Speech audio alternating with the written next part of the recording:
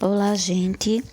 Hoje a gente dá continuidade à nossa aula sobre teorias motivacionais e a gente vai começar a discussão sobre a teoria dos dois fatores que foi proposta por Herzberg, certo? Então vamos lá. Frederick Herzberg, ele era psicólogo e consultor americano e formulou a teoria dos dois fatores para explicar o comportamento das pessoas em situação de trabalho. Então, para ele, existem dois fatores que orientam o comportamento das pessoas: os fatores higiênicos e os motivacionais. Os fatores higiênicos, que também são chamados de insatisfacientes ou extrínsecos, são aqueles que evitam a insatisfação e estão relacionados às condições que o trabalho é realizado. Então, minha gente, por isso que os fatores higiênicos, eles também são denominados de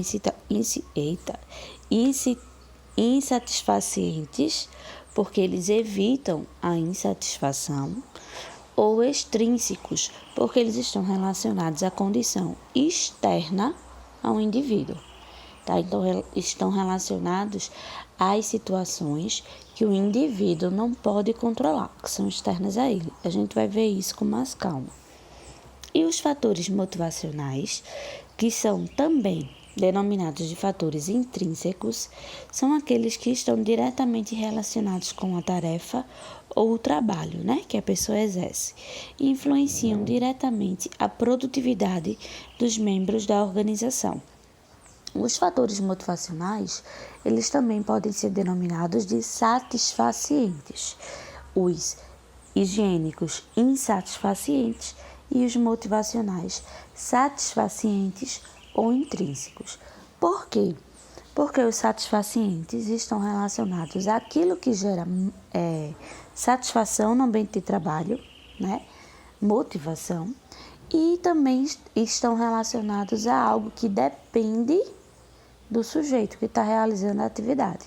Então, por isso que é considerado fatores intrínsecos. A gente vai ver também com calma esse daí. Então, gente, os fatores higiênicos, eles estão localizados no ambiente que rodeia as pessoas. Por isso são chamados de fatores extrínsecos, como eu falei a vocês, porque são externos às pessoas. E abrange as condições dentro das quais elas desempenham seu trabalho.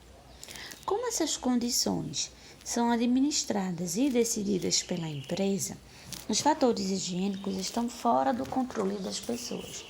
Então, veja, os fatores higiênicos, gente, são fatores relacionados a condições externas à pessoa, as condições que estão no ambiente do trabalhador. Ou seja, são fatores que são controlados pela empresa. Então, exemplo, salários, benefícios sociais. Aí você pode me dizer, professora, mas geralmente benefícios sociais acontece quando a pessoa, o grupo, tem um bom desempenho, bate alguma meta, enfim, tem outras situações também. Mas muitas vezes acontece assim. Isso, você não está errado. Então, dessa forma, aí a pessoa poderia me perguntar, dessa forma, esses benefícios sociais não dependem da pessoa não, que está batendo a meta, enfim. Veja, depende da empresa. Porque não é toda empresa que se você bate meta, você vai ter benefícios sociais. Então, depende da empresa se esse benefício, ele vai ser dado a oportunidade de alcançar dessa forma, através desse nosso exemplo, como a gente está discutindo, ou não. Então, ainda assim, depende da empresa. Mesma coisa com relação ao salário. Você pode desempenhar o seu trabalho da forma mais eficiente, da melhor maneira e mais rápido. Mas, ainda assim, é a empresa que define seu salário. Não é você. Seria muito bom que fosse a gente, Mas, enfim. Então, tipo de chefia ou de supervisão, condições físicas e ambientais do trabalho. Então, a cadeira que você senta, o seu computador, a sua mesa, climatização. Então, tudo isso está relacionado à empresa. Claro que eu posso ter uma cadeira lá, não achar ela tão confortável e levar uma almofada. Mas não é você que controla, né? Não é você que mobília o ambiente de trabalho, certo? Políticas e diretrizes da empresa, clima de relacionamento entre a empresa e os funcionários, regulamentos internos. Então, tudo isso, minha gente, são exemplos, tá, de fatores higiênicos, ou seja, fatores que estão fora do controle do trabalhador e sim são controlados pela empresa, tá? E veja, os fatores higiênicos, isso é muito importante. Então, são duas coisas que a gente precisa frisar aqui nos fatores higiênicos. A primeira é que os fatores higiênicos, eles estão fora de controle do trabalhador. Eles estão sob o controle da empresa. Por isso que eles são chamados de fatores extrínsecos, tá certo? Porque é externo ao trabalhador. Portanto, o trabalhador não tem controle total sobre esses fatores. E outro ponto que a gente precisa frisar: se os fatores higiênicos forem minimamente, razoavelmente controlados, eles não vão gerar satisfação. Gente, professora, eu controlo os fatores higiênicos e eu não gero satisfação dos meus funcionários? Não. Por quê? Lembra que os fatores higiênicos também são denominados de insatisfacentes? Porque os fatores higiênicos, quando minimamente controlados, eles vão garantir a não insatisfação dos funcionários, tá certo? Então é assim, minha gente, vamos pensar num contínuo. O que seria isso, professora? Vamos pensar numa linha, tá? Coloquei uma linha. Numa ponta, eu vou ter insatisfação. Depois da insatisfação, eu vou ter não insatisfação. Depois eu vou ter não satisfação. E sim, chegando no final dessa linha, eu vou ter satisfação. Então, é esse o processo dentro de uma empresa. Insatisfação dos funcionários. Aí, ou seja, o contrário da insatisfação para Herzberg não é a satisfação. O contrário da insatisfação vai ser a não satisfação. Por que, Eliane? Gente, eita, saiu bem nordestino agora, né? Porque se eu controlo essa insatisfação dos meus funcionários, eu vou gerar a não insatisfação dele. E isso eu faço como? Controlando os fatores higiênicos. Então, minha gente, pensando nessa linha que a gente acabou de falar, a linha composta numa ponta insatisfação, não insatisfação, não satisfação e satisfação é uma coisa crescente, tá? Então, os fatores higiênicos, quando controlados, eles vão evitar a insatisfação. Então, quando eu controlo os fatores higiênicos dentro de uma empresa, é como se meus funcionários saíssem da linha não, vamos colocar assim, do ponto, né? Da insatisfação e vão para a não insatisfação. Então, eu não tenho ainda funcionários motivados. E como é que eu tenho isso, professora? Trabalhando os fatores motivacionais, certo? Já já a gente vai ver. Então, minha gente, fatores higiênicos são fatores de contexto ambientais e se situam no ambiente externo que circunda o indivíduo. Então, tradicionalmente, apenas os fatores higiênicos eram utilizados na motivação dos empregados. Veja, antes desse estudo de Herzberg, e olha, minha gente, são teorias diferentes. A gente viu a de Maslow, agora a gente está vendo uma teoria que tem uma outra visão da questão da motivação, tá certo? Antes da teoria de Herzberg, o que acontecia? As empresas trabalhavam, entre aspas, né, motivação, partindo apenas digamos assim, do cuidado, do controle dos fatores higiênicos. Só que aí Herzberg vem com esse estudo e mostra assim, ó, você controlando, você trabalhando, você, digamos assim, saciando minimamente os fatores higiênicos, ainda assim você não garante a motivação dos seus funcionários, você não garante a satisfação, porque os fatores higiênicos, eles são importantes, mas eles evitam a insatisfação e não gera motivação. Então, veja, antes como é que se entendia isso? Se tinha um trabalho desagradável, tá? E eles entendiam que motivavam os funcionários através de prêmios e incentivos salariais, de uma boa supervisão. Só que a gente viu que, segundo a teoria de Herzberg, tudo isso está relacionado a condições externas ao trabalhador, ou seja, controlado pela empresa. Portanto, é um fator extrínseco, é um fator higiênico. E por ser um fator higiênico, quando isso razoavelmente é saciado, né, isso vai gerar não insatisfação. Portanto, os funcionários eles não ficam motivados, eles ficam não insatisfeitos no ambiente de trabalho, o que é muito bom, né? Mas ainda a gente não está, segundo Herzberg, trabalhando a motivação que está relacionada aí à satisfação de fato do funcionário, tá certo? Assim, a pesquisa de Herzberg foi de grande importância porque revelou que quando os fatores higiênicos são atendidos, apenas evita-se a insatisfação dos funcionários. Quando os fatores higiênicos são precários, provocam a insatisfação dos funcionários. Por isso, chamam-se fatores higiênicos, porque são preventivos, ou seja, evitam a insatisfação, mas não provocam a satisfação. Então, novamente, gente, vamos pensar, tá? Naquela linha que eu coloquei para vocês. Vocês podem até fazer isso aí no caderno, enfim, onde vocês estudam. Desenha uma linha, risca uma linha aí, tá? Na ponta esquerda, vocês vão colocar o primeiro pontinho, insatisfação. Anda um pouquinho, bota outro ponto lá, outra demarcação ali naquela linha. E aí é não insatisfação. Anda mais um pouquinho, bota o terceiro ponto, não satisfação. E chega no final da linha e coloca satisfação. Então, quando eu trabalho os fatores higiênicos, ou seja, os fatores insatisfacientes, os fatores extrínsecos, eu estou trabalhando apenas a questão ali da não insatisfação. Então, é como se meus funcionários estivessem na pontinha esquerda dessa linha, no ponto de insatisfação.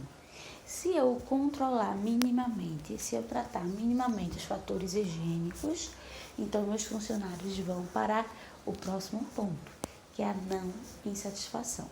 Então, quando eu tenho fatores higiênicos trabalhados dentro de uma empresa, eu posso garantir, né, que eu tenho trabalhadores não insatisfeitos, tá certo? Então, os fatores higiênicos, eles são necessários, são muito importantes para a gente trabalhar numa empresa, mas eles não são suficientes para promover a motivação e a produtividade de seus membros, segundo Herzberg. Por quê, professora? Porque motivação está relacionado à satisfação, ao finalzinho daquela linha, né?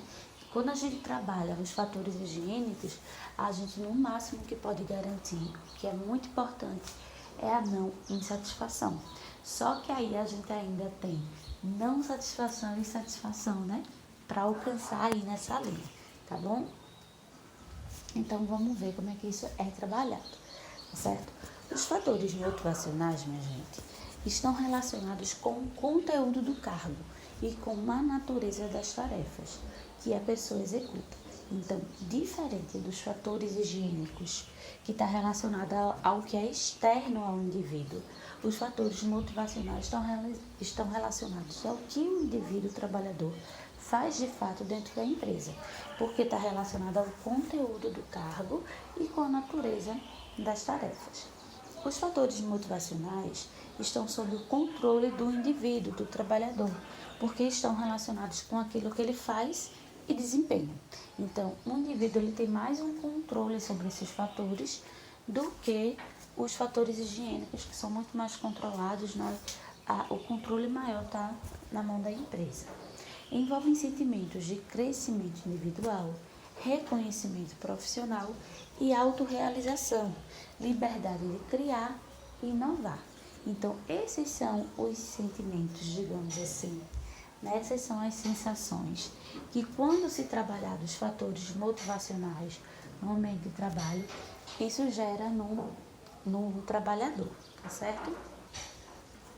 Então, o efeito dos fatores motivacionais sobre as pessoas é profundo e estável. Veja, minha gente, tem suas contrariedades aí em relação a essa afirmação de Herzberg, tá certo? Porque como nós somos, sempre eu falo isso para vocês em aula, né? É importante a gente também estar fazendo as críticas em relação às teorias. Minha gente, quando vai estudar alguma coisa, a gente sempre precisa estar estudando aquela teoria com um olhar crítico. A gente precisa estar trabalhando essa nossa criticidade também, tá? E aqui não é diferente. A gente tem as críticas com relação a de Maslow e a gente também tem as críticas com relação a de Herzberg. Com relação a essa questão aqui, veja, eu sempre digo isso para vocês desde a primeira aula, que nós, seres humanos, nós somos seres em constante transformação, em constante transformação. Nós somos seres dinâmicos, né? Então, a qualquer momento, podem acontecer transformações, mudanças na gente. Então, essa questão de que os fatores motivacionais sobre as pessoas têm um efeito profundo e estável, a gente coloca uma certa crítica aí, né? Porque a qualquer momento, aquilo que pode ser motivador para a pessoa pode passar a não ser mais, né? Então, esse efeito, ele não vai ser estável. Ele é profundo, isso aí tudo bem, né? Porque diferente dos fatores higiênicos, né? Na proposta de Herzberg, nessa perspectiva, os fatores motivacionais, por estar relacionado com aquilo que a pessoa de fato executa, de fato ela tem um controle, né? Então, quando é controlado, quando bem tratado, a pessoa vai ter uma sensação muito mais profunda de reconhecimento, enfim, mais estável. Eu poderia até dizer relativamente estável, tá? Isso é a crítica da professora aqui, tá bom? Porque a gente vive em constante transformação e nem sempre o que é motivador hoje para uma pessoa vai ser motivador amanhã, tá bom? Quando os fatores motivacionais são ótimos, ou seja, quando os fatores motivacionais eles são atendidos, eles provocam a satisfação das pessoas. Porém, quando eles são precários, quando eles não são minimamente atendidos, eles evitam a satisfação. Então, a gente viu que os fatores higiênicos, quando bem trabalhados, eles tiram as pessoas do ponto de insatisfação e levam para o ponto de não insatisfação. Não é isso? A mesma coisa, os fatores motivacionais têm essa lógica. Quando eles são trabalhados, bem controlados, quando a pessoa está minimamente satisfeita com relação aos fatores motivacionais, ela sai de um ponto de não satisfação e alcança a satisfação. Então, os fatores motivacionais, também denominados de fatores intrínsecos ou satisfacientes, quando controlados, minha gente, quando bem trabalhados, eles geram a satisfação. E quando eles não são bem trabalhados, quando eles são precários, eles geram a não satisfação. Então, pensando naquele nosso contínuo, naquela nossa linha, em que na ponta esquerda a gente tem insatisfação, segundo ponto, não insatisfação, terceiro ponto, não satisfação e o quarto ponto, satisfação. Então, quando eu parto da esquerda para a direita, né, eu tenho funcionários insatisfeitos.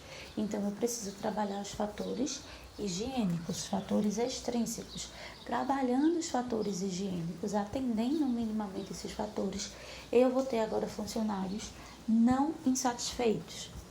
Agora, para eu trabalhar a questão da satisfação e da não satisfação dos meus funcionários, se eu tenho funcionários não satisfeitos, eu preciso trabalhar os fatores motivacionais. E atendendo minimamente esses fatores, eu vou ter, então, funcionários satisfeitos, tá certo? Então, segundo Herzberg, minha gente, Os fatores higiênicos e motivacionais são independentes e não se vinculam entre si. Como assim, professora? Eles são independentes no sentido de que eu posso trabalhar os fatores higiênicos e não necessariamente me levar a os fatores, motivacionais, porque não necessariamente vai me levar à satisfação do meu funcionário. Eu trabalhando fatores higiênicos, minha gente, eu vou garantir funcionários não insatisfeitos. Eu não vou garantir funcionários satisfeitos.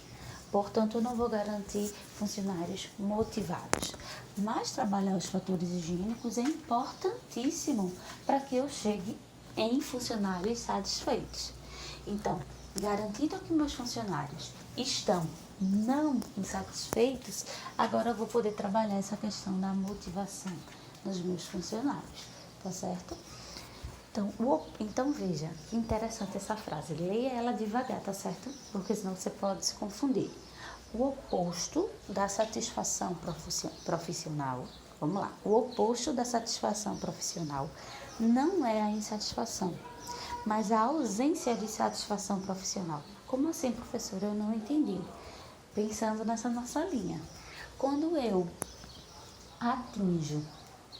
quando eu tenho funcionários não satisfeitos e que eu trabalho os fatores motivacionais, eu vou ter trabalhadores satisfeitos. Então, para Herzberg, o oposto da satisfação não vai ser a insatisfação, vai ser o quê? A não satisfação. Pensa naqueles pontos que a gente elaborou aí nessa linha, né? Então, o oposto da insatisfação é a não insatisfação, né? Então, a gente sairia do primeiro ponto para o segundo ponto. E o oposto da satisfação não é a insatisfação, é exatamente a não satisfação, a ausência de satisfação. Então, vamos lá, lendo de novo essa frase. O oposto da satisfação profissional não é a insatisfação, mas a ausência de satisfação profissional. Também o oposto da insatisfação profissional é a ausência dela e não a satisfação. Porque Herzberg, minha gente, coloca essa questão da insatisfação e satisfação em 4 pontos. Então, quando eu digo quando eu digo que o oposto da insatisfação é a não insatisfação, estou falando daquela relação ali do primeiro e segundo ponto da linha, né? Saio da extremidade, da ponta esquerda, a insatisfação, e o oposto dela é o próximo ponto, a não insatisfação. Mesma coisa em relação aos fatores motivacionais, né? O oposto da minha satisfação não vai ser a insatisfação, vai ser o ponto ao lado, a não satisfação, tá certo? E aqui a gente tem alguns exemplos, né? Mais alguns exemplos com relação aos fatores higiênicos e os fatores motivacionais. Então, na esquerda, a gente tem os fatores motivacionais, também denominados de satisfacientes ou ainda intrínsecos, né? E que estão relacionados ao conteúdo do cargo, ou seja, como a pessoa se sente em relação ao seu cargo, a tarefa que ela desempenha. Então, a gente tem trabalho em si, a realização, reconhecimento, progresso profissional, responsabilidade. E com relação aos fatores higiênicos, também denominados de insatisfacientes ou extrínsecos, a gente está relacionado ao contexto do cargo. Então, motivacional ao conteúdo do cargo, é interno ao cargo, e o higiênico, contexto do cargo, ou seja, é externo àquilo que a pessoa desempenha. Então, como a pessoa se sente em relação à sua empresa. Então, condições de trabalho, administração da empresa, salários, relações com o supervisor, benefícios e serviços sociais. Então, Herzberg, minha gente, propõe um enriquecimento de tarefas ou enriquecimento do cargo, né? Então, aí no caso, é para a gente trabalhar muito mais a questão dos fatores motivacionais, né? Já que está relacionado ao conteúdo do cargo.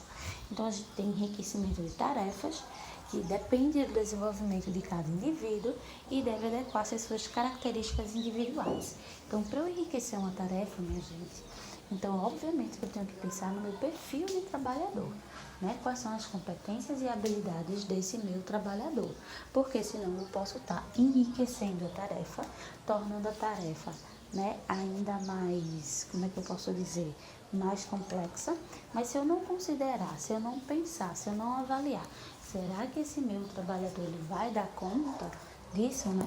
Então eu não vou estar promovendo satisfação no ambiente de trabalho, tá certo? Então pode ser vertical, que seria um enriquecimento de tarefa vertical, eliminação de tarefas mais simples e acréscimo de tarefas mais complexas, então como se a gente aprofundasse, tá certo? Ou horizontal, que seria a eliminação de tarefas relacionadas com certas atividades e acréscimos de outras tarefas diferentes, mas no mesmo nível de dificuldade. Então, eu posso enriquecer tarefa, mas antes de enriquecer tarefa, eu tenho que pensar nesse meu perfil de profissional.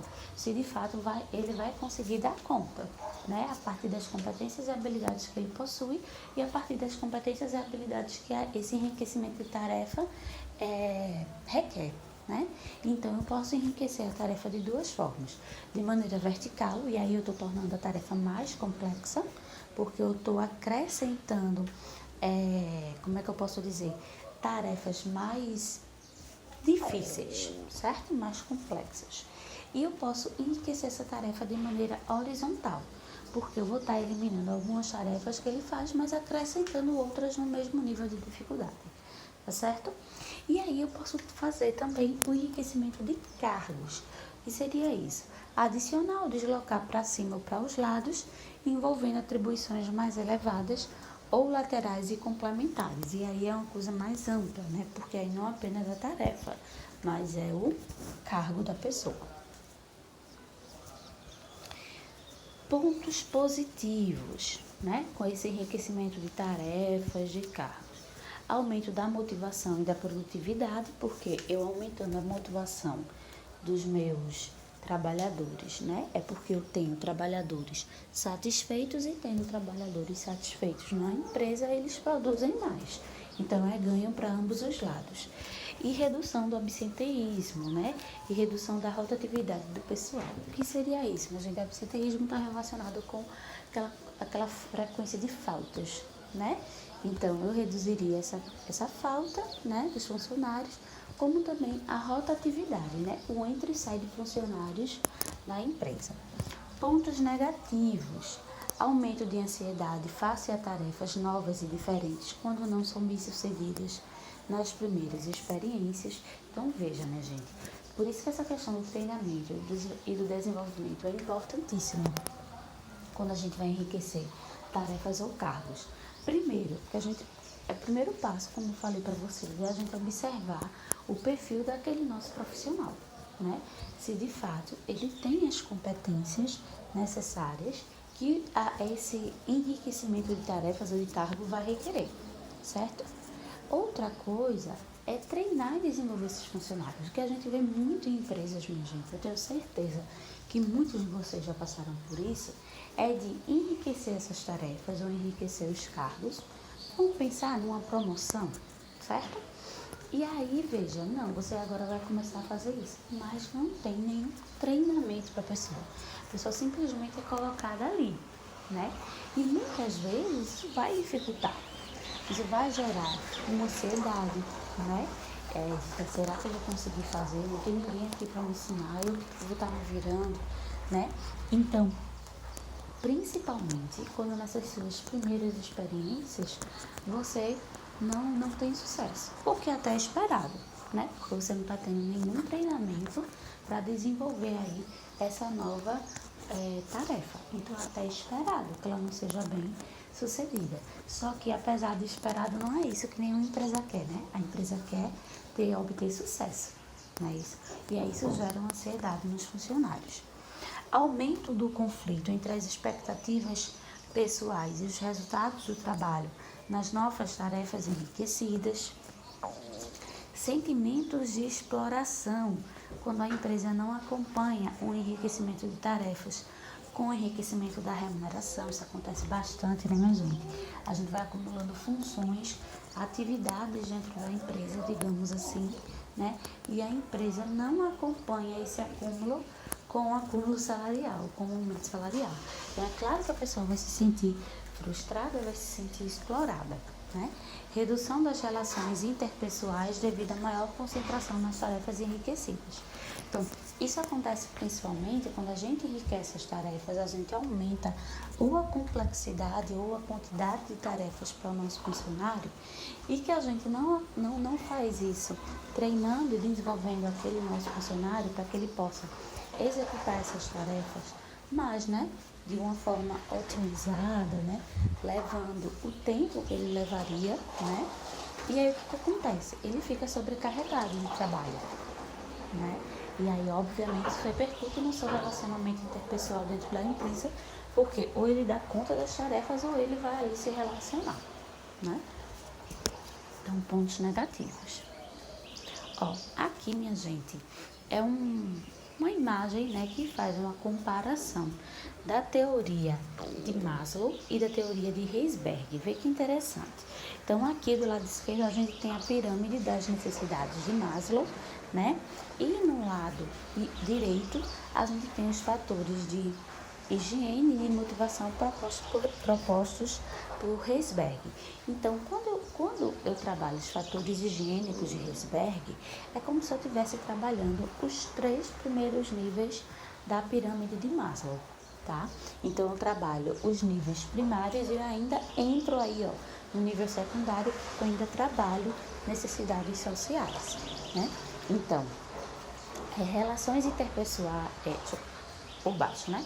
Salário, vida pessoal, então estaria relacionado mais às necessidades fisiológicas. Segurança no cargo, políticas administrativas e empresariais, supervisão técnica, então estaria mais ligado às necessidades de segurança. Relações interpessoais, supervisão, colegas e subordinados, nessas relações, então estaria mais relacionado às necessidades sociais propostas por Maslow.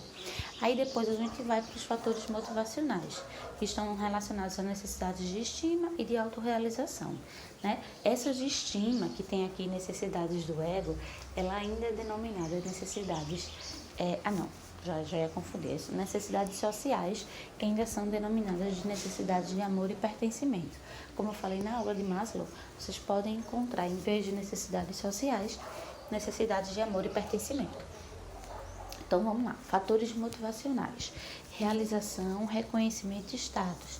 Estaria mais relacionado às necessidades de estima proposta por Maslow. E o trabalho em si, responsabilidade, progresso, crescimento, necessidades de autorrealização. Então, bem interessante aqui. Eu não sei se vocês estão percebendo, mas aqui eu coloquei a fonte e nos slides também eu estou colocando a fonte principal, digamos assim, que eu utilizei para a elaboração dos slides, e eu vou deixar um texto aí também para vocês. E aí com isso a gente encerra a aula de teorias de motivação, na verdade a aula sobre a teoria de Herzberg, porque a gente tem mais uma teoria motivacional que a gente vai trabalhar hoje. Essa é mais curtinha, é a teoria X e a teoria Y. Qualquer dúvida, minha gente, que vocês tenham, vão colocando aí nos comentários, tá certo? Então, vamos lá. A teoria X e a teoria Y foi uma teoria proposta por MacGregor, economista e professor universitário, em que ele compara 2 estilos opostos e antagônicos de administrar.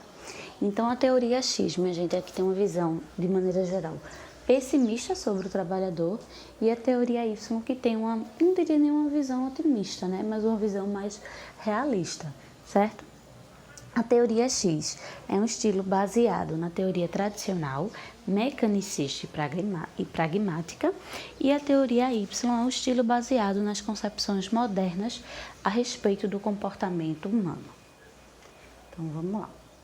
Teoria X baseia-se em convicções errôneas e incorretas sobre o comportamento humano, a saber, então, uma convicção, né? As pessoas são indolentes e preguiçosas por natureza. Deixa eu voltar aqui. As pessoas são indolentes e preguiçosas por natureza, evitam o trabalho ou trabalham o mínimo possível em troca de recompensas salariais ou materiais. Tenho certeza, minha gente, que vocês vão estar dizendo: ah, professora, mas eu conheço um funcionário assim, eu conheço uma pessoa assim, né? Mas veja, ela não está dizendo que tem pessoas que são assim, ela parte dessa premissa que todas as pessoas são assim, que todos os funcionários são assim, tá? 2. Falta-lhes ambição. Não gostam de assumir responsabilidades e preferem ser dirigidas e sentir-se seguras nessa dependência. O homem é basicamente egocêntrico e seus objetivos pessoais opõem-se, em geral, aos objetivos da organização. 3. A sua própria natureza leva-as a resistir às mudanças, pois procuram sua segurança e pretendem não assumir riscos que as ponham em perigo. Veja, novamente isso, eu bato nessa tecla. A teoria X, minha gente, ela está relacionada, não é um caso ou outro, é uma premissa. Ela entende que é a natureza do ser humano, certo? Que faz com que ele haja dessa forma. Uma pessoa sem ambição, uma pessoa que só trabalha para no final do mês ter aquele salário, enfim, que não se implica na empresa. 4. A sua dependência torna-as incapazes de autocontrole e autodisciplina. Elas precisam ser dirigidas e controladas pela administração. Então, veja, eles tendo esse entendimento dos funcionários dessa forma, eles tendo essa visão, o que eles vão fazer? Né? Fazer regras, digamos assim, elaborar regras, elaborar formas para controlar esses funcionários, já que eles são pessoas sem ambição, que só estão ali para ter o trabalho, para ter o salário no final do mês. Então, eles colocam regras, digamos assim, bem rígidas, para que, de fato, a meta, né, as metas da empresa sejam alcançadas. Então, a teoria X reflete um estilo de administração duro, rígido e autocrático, e que faz as pessoas trabalharem dentro de esquemas e padrões planejados e organizados, tendo em vista o alcance dos objetivos da organização. Então, as pessoas são visualizadas como meros recursos ou meios de produção. Então, é isso que eu estava falando para vocês. A forma da empresa tratar os funcionários, as regras de dentro da empresa, né? Os padrões da empresa são muito inflexíveis, são muito rígidos, uma vez que eles consideram esses funcionários como pessoas indolentes, né? Então, eles precisam controlar essas pessoas, né? Então, portanto, a rigidez aí é característica das empresas que trabalham numa perspectiva de teoria X. Para a teoria X, a administração caracteriza-se pelos seguintes aspectos. A administração deve promover a organização dos recursos da empresa, dinheiro, materiais, equipamentos, pessoas, no interesse exclusivo de seus objetivos econômicos. A administração é um processo de dirigir os esforços das pessoas, incentivá-las, controlar suas ações e modificar o seu comportamento para quê? Para atender às necessidades da empresa. Então, gente, as pessoas que trabalham na empresa, elas não são visualizadas como pessoas, né? Elas estão ali como recurso, né? E que esse recurso é para quê? Atingir os objetivos da empresa. Ponto. As pessoas devem ser persuadidas, recompensadas, punidas, coagidas e controladas. As suas atividades devem ser padronizadas e dirigidas em função dos objetivos da empresa. Então, com certeza, vocês já assistiram, minha gente. Se vocês ainda não assistiram, eu estou perplexa, né? Mas com certeza, vocês já devem ter assistido Tempos Modernos, né, de Charlie Chaplin. E aí, esse filme, né, ele retrata bastante essa teoria X, né? Pessoas que são coagidas, que são controladas para alcançar os objetivos da empresa, né? E as características, aquele funcionário não é vista como uma pessoa, é vista como um recurso, né? Como qualquer outro equipamento ali dentro daquela empresa que está ali exclusivamente para atingir os objetivos da empresa. Então, não se é pensado em saúde do trabalhador, não se é pensado nas emoções do trabalhador, nada disso, né? Então, esse filme, né, Tempos Modernos, quem ainda não assistiu, minha gente, bota no YouTube, que tem ele, com Charlie Chaplin. Tem a versão dele legendada, tá certo? Ela é bem interessante, mas se vocês não assistiram, vocês vão assistir, com certeza.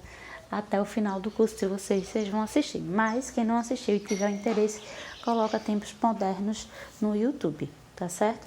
Então vocês vão ver ali a teoria X representada naquele filme, tá certo? Como as pessoas são motivadas por incentivos econômicos, salários, né? A empresa deve utilizar a remuneração como meio de recompensa para o bom trabalhador ou de punição para o empregado que não se dedique suficientemente à realização de sua tarefa. Então, mais uma vez, o que a gente está vendo aqui? Os funcionários, eles são vistos como algo mecanizado, né? Então, aquele funcionário que realiza bem a atividade, que atinge os objetivos propostos, ele entende que vai motivar aquele funcionário apenas com a remuneração salarial, né? Então, amplia-se, enfim, o salário daquela pessoa. Aqueles que não atingem os objetivos, enfim, o salário vai entrar aí como uma punição, como uma forma de quê? Aí a gente voltando para o behaviorismo, né? Porque isso aqui é bem behaviorista mesmo. E aí, se eu quero mudar o comportamento daquele meu funcionário, ou seja, fazer com que ele passe a atingir as metas, eu reduzo o salário, tá? Como uma forma de punição. A teoria X força as pessoas a fazerem exatamente aquilo que a organização pretende que elas façam, independentemente de suas opiniões ou objetivos pessoais. Até porque, né, minha gente, a teoria X entende que as pessoas nem isso elas possuem. Elas estão ali, né, para serem controladas, para serem dirigidas. E aí, a gente vai e entra numa perspectiva totalmente diferente, que é a teoria Y. E a teoria Y baseia-se nas seguintes concepções. 1. As pessoas não têm desprazer inerente em trabalhar.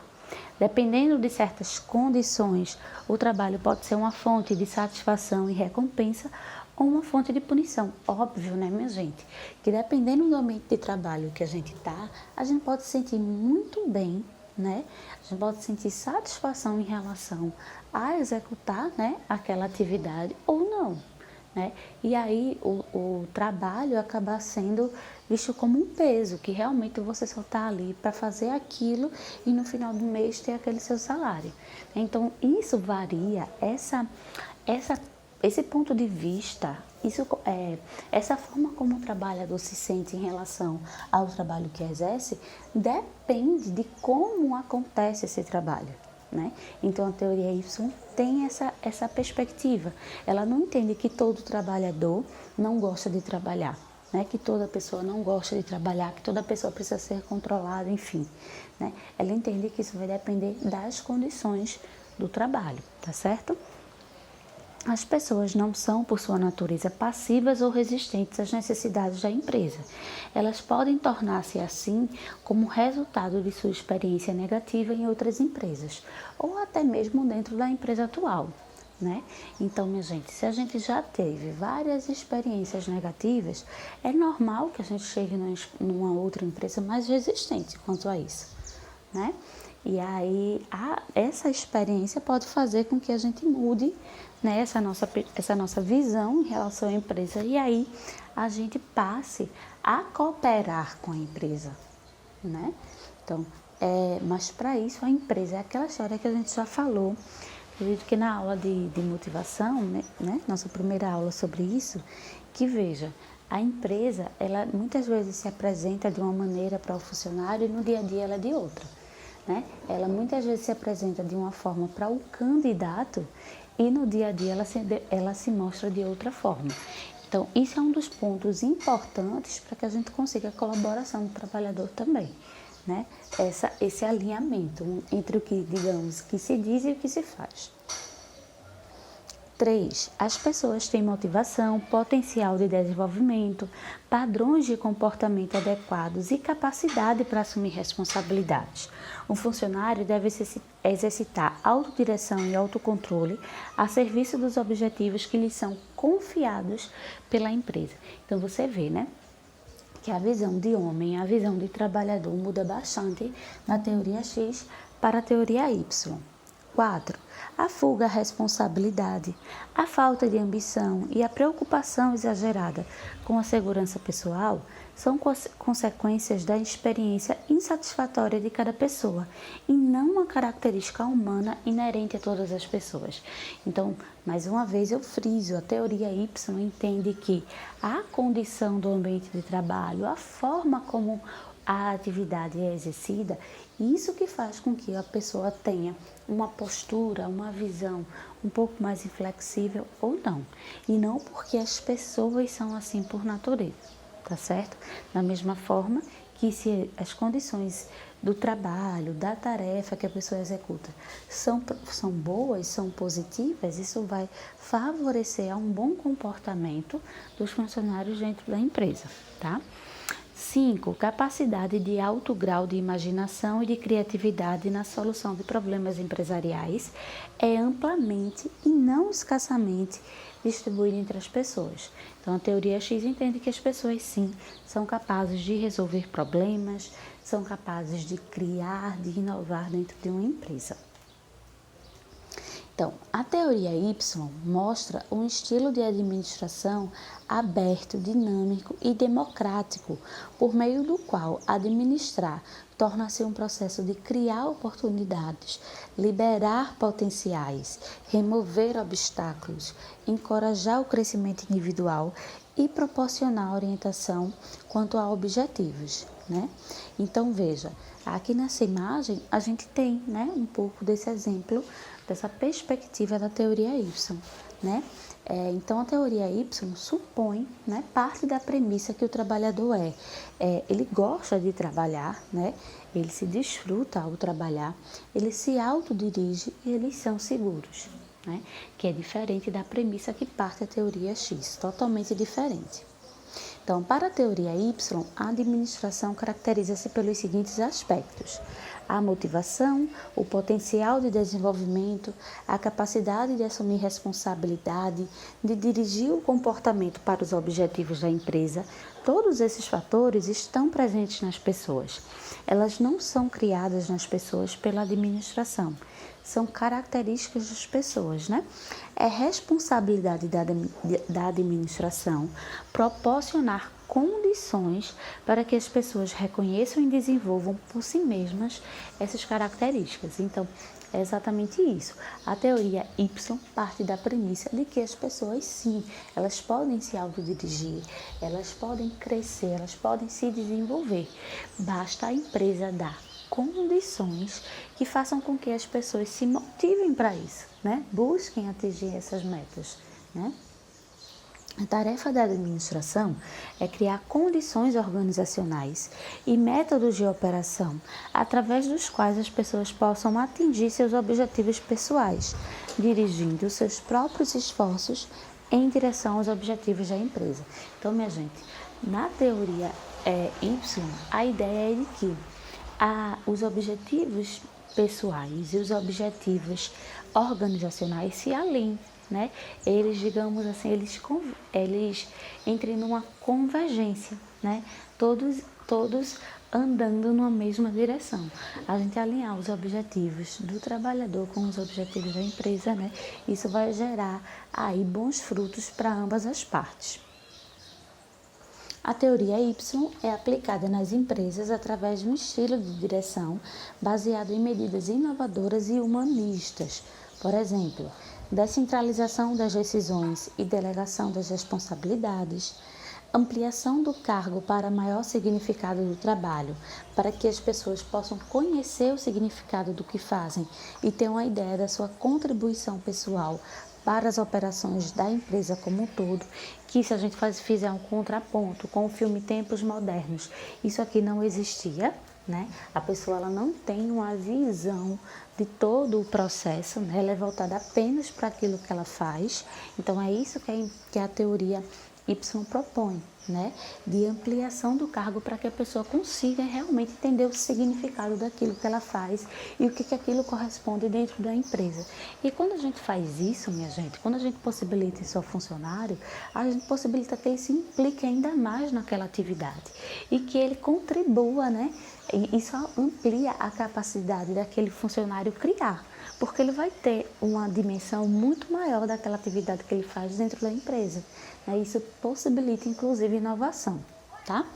Participação nas decisões e administração consultiva, autoavaliação do desempenho.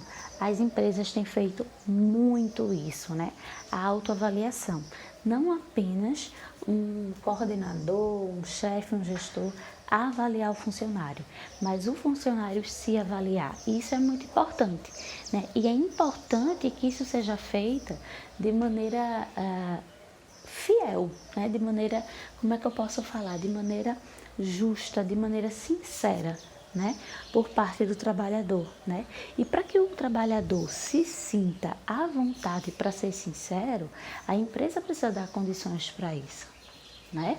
Porque muitos funcionários deixam de realmente ser sinceros na sua autoavaliação com medo de uma demissão, com medo de uma retaliação, né? E aí isso precisa ser trabalhado, né, dentro da empresa para que as pessoas se sintam à vontade para isso. Senão não faz sentido fazer uma autoavaliação.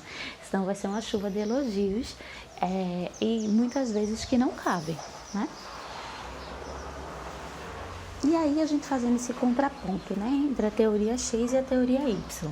A teoria X é a administração por meio de controles externos impostos às pessoas, então é a empresa que controla toda a pessoa, porque aquela pessoa não pensa, aquela pessoa não sente, né? Parte mais ou menos dessa perspectiva. E a teoria Y é um estilo de administração participativo e baseado nos valores humanos e sociais. A administração por objetivos que realça a iniciativa individual. Então, gente, com isso a gente encerra a nossa aula de hoje, né? A gente encerra as teorias motivacionais que a gente tinha para estudar, certo? Nesse período. E aí, na próxima aula, a gente vai trabalhar liderança, tá certo? E esse fica sendo o último assunto da nossa prova. Eu já vou colocar aí a listinha no grupo dos assuntos de prova, tá certo? Bons estudos!